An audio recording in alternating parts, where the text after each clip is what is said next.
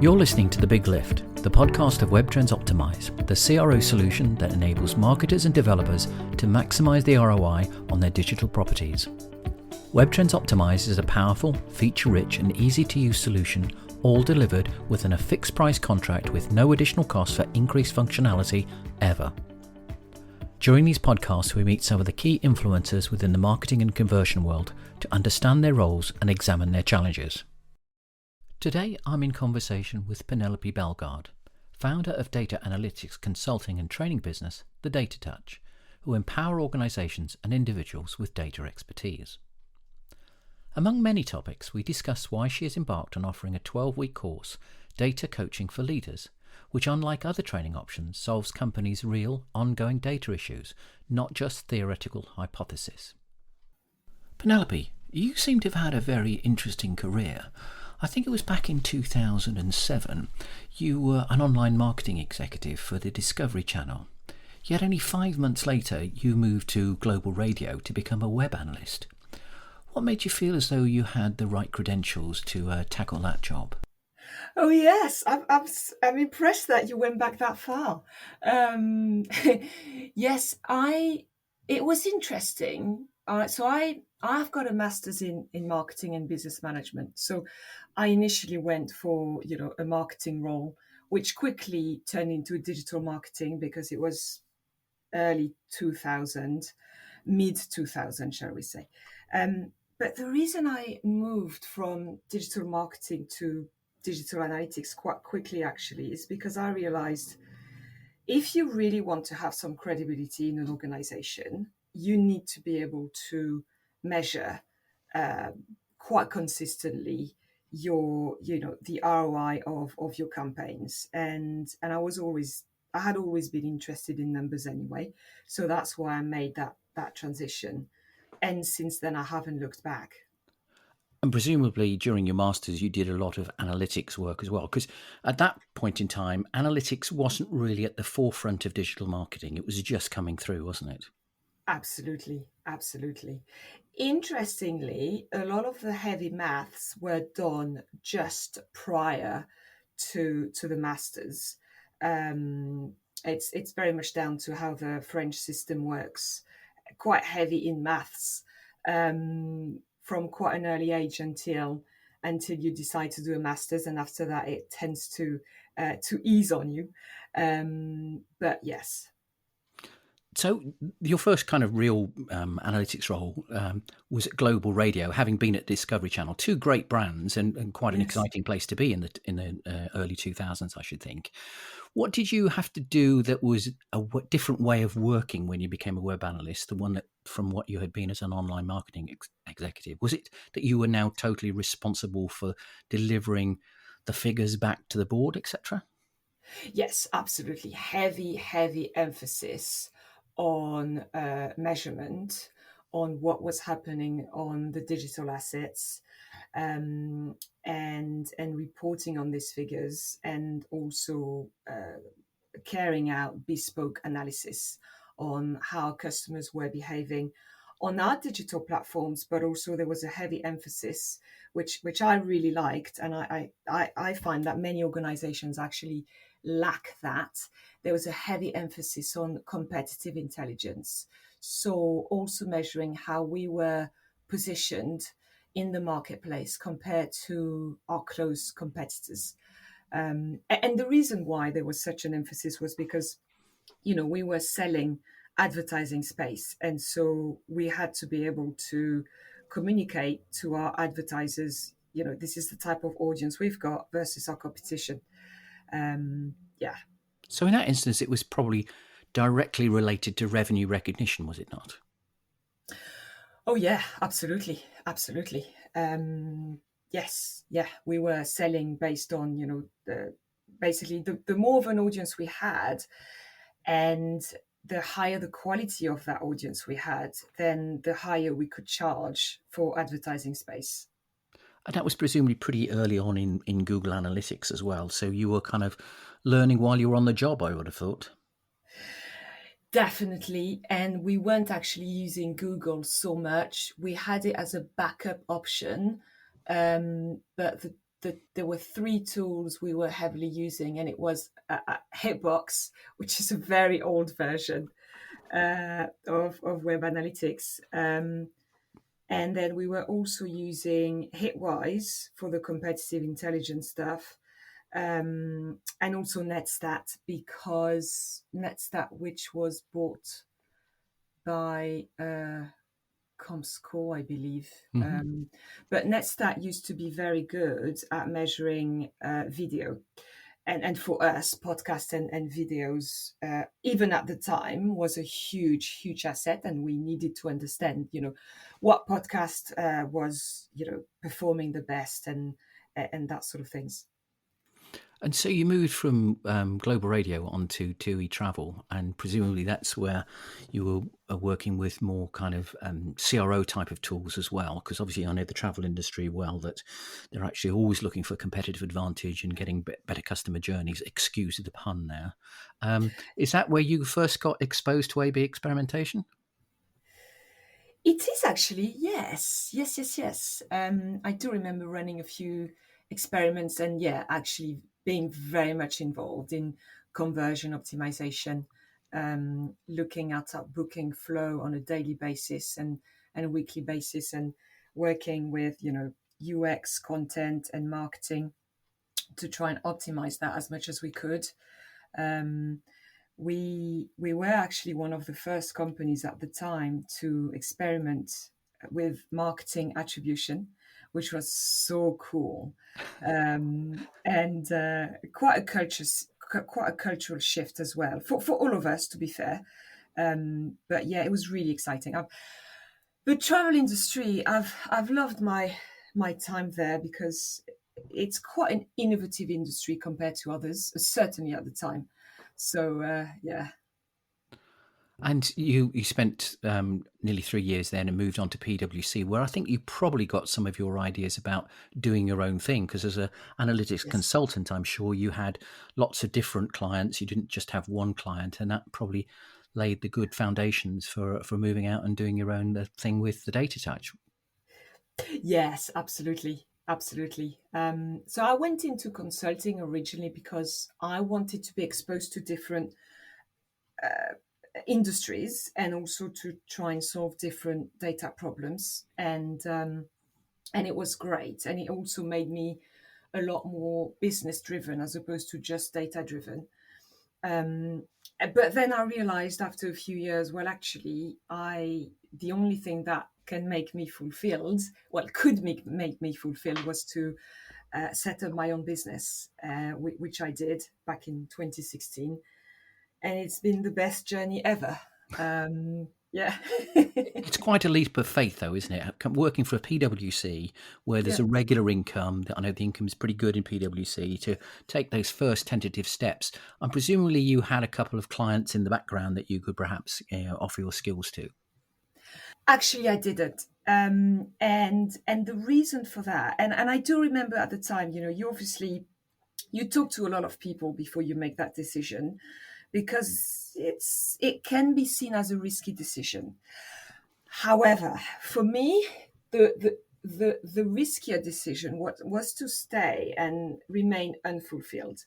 And so I obviously had a solid business plan, and I had lots of ideas and faith in the project, but I didn't leave with clients, because I thought, if you wait until you have clients, it could take years, and I just didn't want to wait. And so I made sure I had, enough savings to keep me going for a few months. I had also just bought a flat, so Gosh. yeah, I know, and I don't necessarily advise that to anyone, but I honestly, I never regretted that decision, because if anything, it gave me even more fuel to make it work. Yeah, so I think it definitely gave you the determination to make it work. And having had that experience with, working for PwC and working for two pretty big brands these days, I think that doing your own thing gave you a lot of credibility, I suppose, to be able to work into a different field. But just taking that a little bit further, I think that most companies believe that data is the most important element of marketing. But based upon your experience, it seems, and I'm sure you'll agree, that all data is not measured the same. What do you think you put that down to?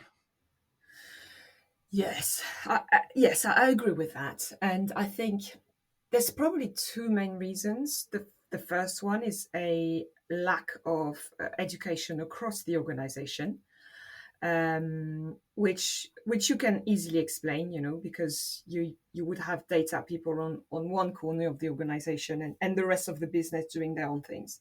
And now we're asking uh, pretty much everyone in the organization to have a degree of fluency, and it's not something that happens overnight. And so it's expected that there's a degree of confusion there.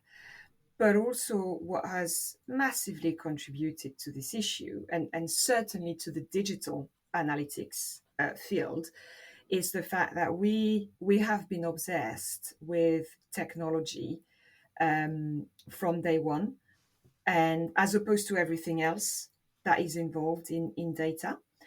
And the challenge with that is that many organizations will have different measurement in place because they want a backup option, or because, for legacy reasons. Mm-hmm.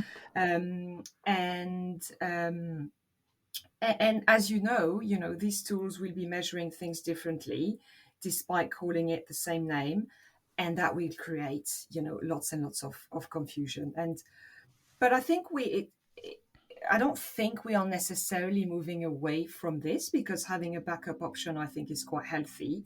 I think what's important to overcome this is to make sure that we carry out regular audits, to the same extent that companies are carrying out audits about the cookies that they are using, the technology that they are using for data privacy reasons. Then why not incorporate an analytics audit where we measure, where we actually make a list of the solutions we've got, the metrics that they measure, but also use this as an opportunity to make a decision on, actually, for this type of report, we should be using solution A. For this type of analysis, we should be using solution B.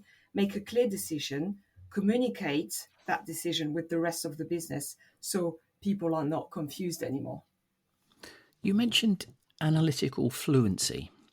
And that's a lovely phrase. I think that's wonderful. The trouble with coming and putting something into a group name, if you like, is that there are different levels of fluency inside many people. If you look at just mathematics, there's people that have done their GCSEs, there's people who've done their A levels, there's people who've done a degree, there's people who've done a master's, there's a PhD. There's bound to be different levels of fluency inside a business as well, which means that it's challenging, I would think, for that business to be able to get a handle on it and for everybody to understand. Do you believe there should be a kind of a process laid down inside the business that says this is how we measure and these are the most important measuring points? And how do you get everybody within that, I suppose, those different levels inside the organization to agree to that? I agree with you on the fact that there's huge degrees of fluency in the data language. But I do think that everyone can find some common ground. For example, everyone can start thinking properly about what it is that me and my team should be measuring. And actually, there's probably a question before that, which is, what's our role as a team, and then how can we translate that into an intelligent business question? And then, okay, I've got an intelligent business question. Let's now go and talk to my data team, because they may be able to help me with coming up with the right KPIs that should be linked to that business question. Mm-hmm. So I think there's things that any team can do when it comes to data, regardless of their data background. But do you think there should be something like a guide for best practice? Because if I'm correct, there's still nobody teaching data analytics for marketers, which lays down these are the things you should be measuring, and these are the things that are nice to measure, and these are the things that would be, if you had time, you should measure. And I think a Yeah. lot of companies seem to get mixed up with what the things that they think are important, which may not be important at all. Yes. Yeah, absolutely. So I absolutely believe in best practices, but I don't believe in off-the-shelf metrics. So let me explain. Um, if I think about a typical project, a typical consulting project, we sit down with a team and we really work out what is your objective, what it is that you are trying to achieve with your marketing, for example. Um, and then once we've clarified this, and actually it sounds obvious, but sometimes you will get all sorts of answers, and so that clarity exercise is crucial because this is where it all starts. And then the second step is, okay, we've got this business question. What are the metrics that we are going to use for us to know whether we are traveling in the right direction and whether that objective can be met? Um, and and then once people have identified their KPIs, and that's the reason I don't believe in off-the-shelf metrics, because this will be relevant to a particular team, to a particular organization. Um, and the reason this exercise is crucial is because at the end, there is a consensus of what should be measured, which means that they will stop measuring the things that weren't relevant and they will only focus on the things that are relevant to them. And by the way, as part of this exercise, we really work on the definition of a good KPI. And because, for example, sales is not a good KPI. Um, Sales is a very good KRI, so it's a very good key result indicator. But the reason it's not a very good KPI, and this is an issue that I come across times and times again, is because once you know that you are up and down on your sales, which you obviously should be, you should know that. What do you do? It could be a marketing problem, it could be a sales problem, it could be a competition problem, a product problem, you name it. It's far, far too vague. So you should start measuring things in a much closer way, in a way that you know what to do with that kind of metric.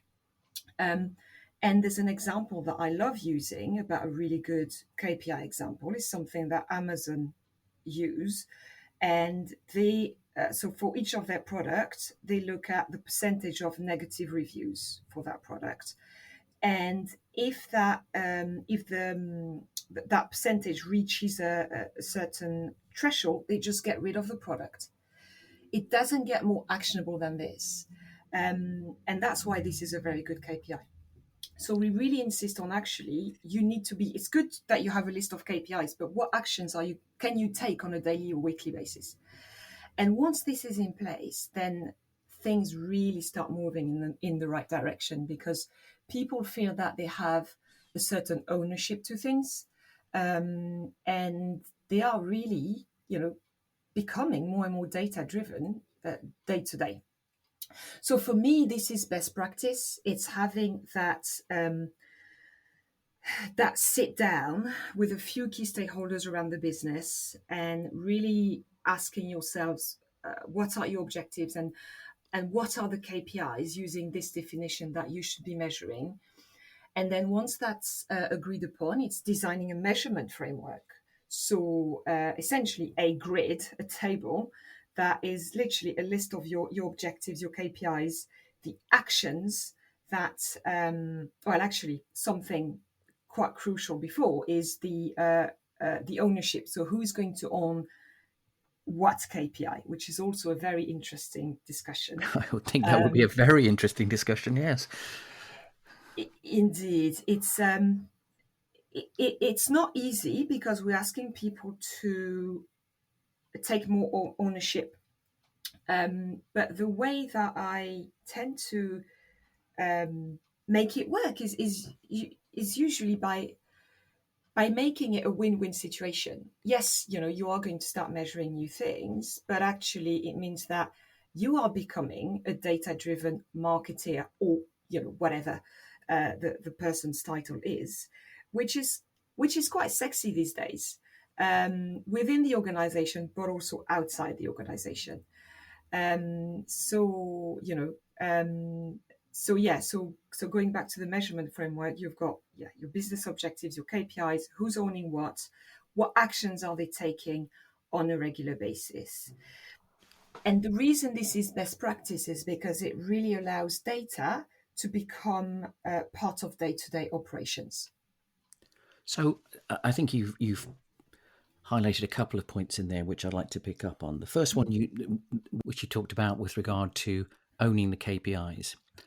I believe, and I think a lot of other people believe, that because marketing has become so measurable, that there is a blame culture inside most businesses, as opposed to a success culture. Where things aren't happening, people go, what are you doing about it? Why isn't that working? Yes. And I think that's a real challenge to try and overturn. As an independent consultant, that's easier. But inside an organization, that's much more challenging to be able to do. If your boss is pointing the finger at you and saying, why are those figures down? And you just happen to be a web analyst, but somebody else owns the KPI, you'll say, well, it's nothing to do with me. I'm sorry, but Fred over there, who's responsible for that, he's not doing it. Yes. So how do you overcome that blame culture from a non-consultant point of view? So if you were working inside an organization and you were a web analyst, how can you get to the point that what you do is seen as positive, as opposed to when things go wrong, it's a negative? Yes, I see what you mean. Yeah, and I certainly know what I would do if I was an external consultant. If I was that web analyst, because it's really frustrating because you haven't got a lot of power in a way. And the solution is that the people at the top need to get literally proper data coaching, because otherwise they wouldn't be asking these questions and they wouldn't be blaming if they knew exactly what to do. So sadly, it's a reflection of a lack of education at the top, and problems do start at the top generally. Yeah. In terms of what they can do day to day, I think they can still do a certain degree of education at their level, and try and explain we really need a measurement framework because it will solve that type of issues that you are describing. So maybe they can go to their boss and their team and try and create that document, and see how it lands. So I think there's no easy answer, I know that, but I think the word that I think would suit best is empowerment, is giving people the ability to be able to question in their own environment other people about what's going on in a non-blame culture. Yes. To be able to say, look, I've noticed these figures are a bit wrong. What have we done anything different? Are things changing? But I think that in many organizations, and I could be wrong here, there's a hierarchical nature which says actually you can't blame anybody that's above you. You can only just ask nicely, which is fine. Now, you actually mentioned that people need more education. That brings us nicely onto your data coaching for leaders course that you offer. Does that really help people understand data or understand the responsibilities inside a data-based organization? Yes, absolutely. So what it does is it's very much learning by doing. So instead of me being the consultant that delivers an analysis or a measurement framework or a data strategy, whatever it might be, it's really empowering these leaders that need to start embracing data the right way. So part of the deal is that they have a live case study. So something that they want to put in place that has a data lens, and I coach them on how to do it. But at the end of the day, it's their own initiative. So they have to do it. I'm in the background supporting them with obviously coaching and also a series of modules about all sorts of things about data strategy, visualization, data privacy, KPIs, you name it. But at the end of the day, it's their initiative, and they are the ones delivering it. So it's extremely hands-on, and that's how it becomes really empowering.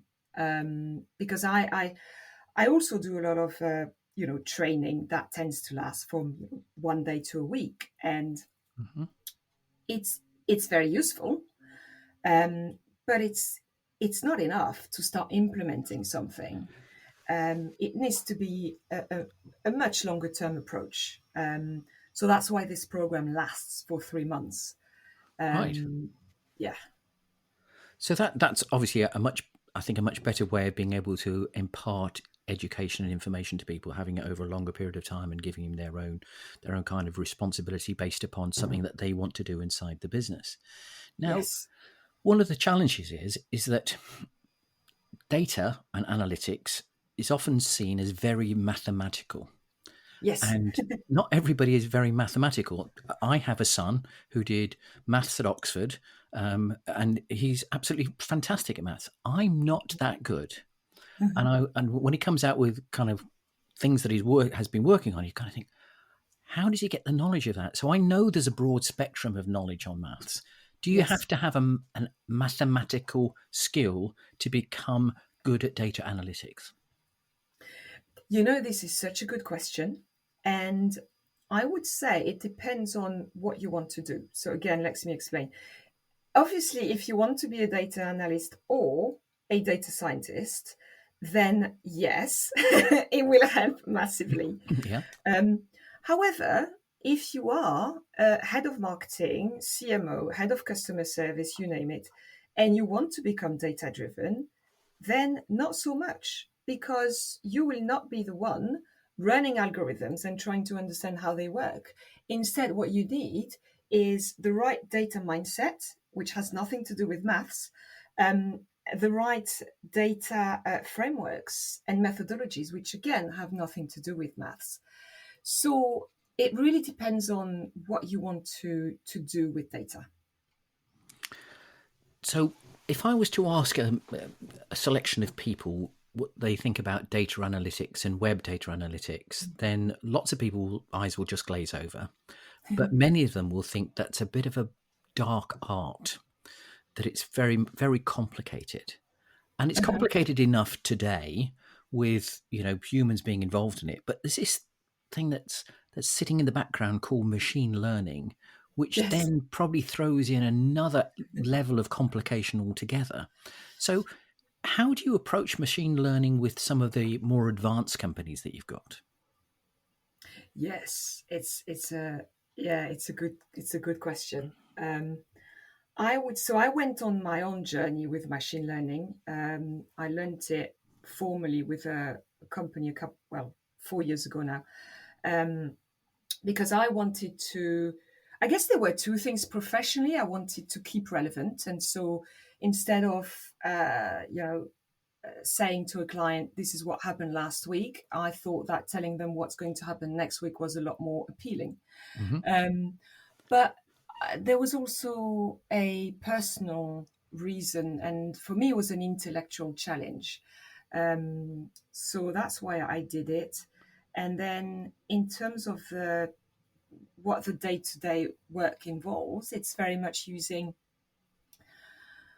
what can we do from a machine learning perspective using digital data. So, for example, if you think of a typical website, it's being able to understand, well, a couple of things. I guess number one is, okay, so out of the people who are on my website right now, what's the likelihood of this individual and this individual to convert? Because if you know that, then you can influence the outcome. So if someone is unlikely to convert, well, maybe it's time to offer them a promotion. If someone is likely to convert, then probably not much that you should be doing right now. And if someone is in the middle, well, maybe you could invite them to become part of your loyalty program, or something like this. So it's really about to influence outcomes as opposed to passively measure what happened and what you should be doing better next. The other thing that's really interesting with machine learning is what you can do from a segmentation perspective, so clustering, which allows you to understand, to discover, potentially to discover new segments of customers that you as an organization weren't necessarily aware of already. And you can do that with some algorithms. Because new segments means new growth, new products, and new services. So it's worth, it's worth pursuing. Do you think that's seen differently from, say, what we're all used to, which is product recommendations? Because product recommendations are, I suppose, a minor way of going into that, saying this people who have done this like this. And I think there's a lot of reticence now for people saying, well, I've bought that, but that doesn't mean I buy that. Yes. Do you think there's going to be some resistance inside of organizations to make that move into machine learning? Personally, I can't see why there would be a move against it, particularly with the soon cookie-less world that we are all entering into, where solutions and therefore organizations will have to rely on machine learning a lot more to be able to measure and predict accurately. So at the moment, I'm not seeing you know, a move against it. I think it's a very slow journey, Yeah, I would but I agree. think yes, yeah, but I think that's where we are going towards. But do you think that's just, another tool to have to manage and another level of expertise that isn't in the business, that organizations are challenged as to, if I do this, what's the outcome? Will I generate more revenue to be able to cover the costs, the additional costs of bringing someone stroke another tool in to be able to make this work?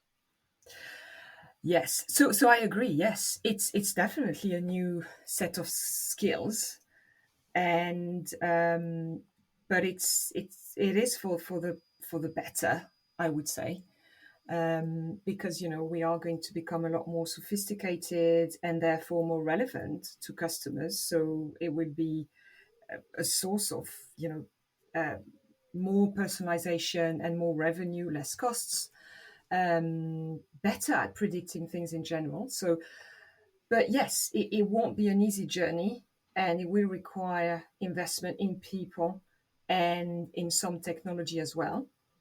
But I think organizations should really embrace it because it will make them more relevant. Do you think it's really only open to those organizations which have experience, and I'm talking about multiple years of experience of experimentation? I wouldn't think so. I think if you have lots of experience in experimentation, the cultural shift might be easier, and it might be easier to get budgets for that. But even if you haven't got that, I think you can still make the case, and some people will definitely listen to it because I really believe that this is where a lot of the data world is going. So I've got one final question, which is I ask a number of people on my guests of podcasts, is that how do you manage to coach people to manage the data Yeah. upwards to their boss?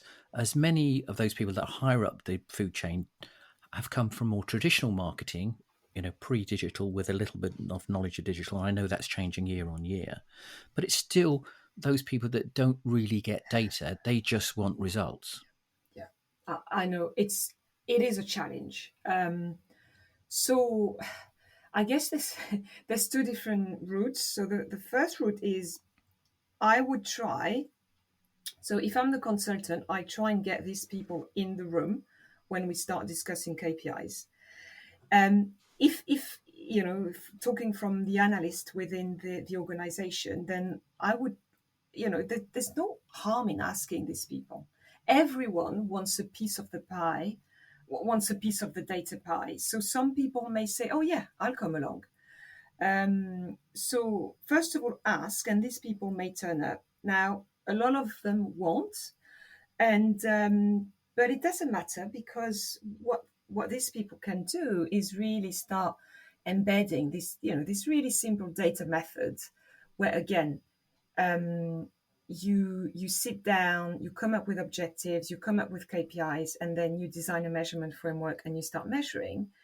And if you take that to the higher powers, I think they will be quite impressed, because you're showing that you are being relevant, because you are measuring the things that they care about, which is really, really important. And if you can try and start bridging that gap between data and business, then the people at the top will start becoming a lot more interesting, because it will be a lot more relevant to them.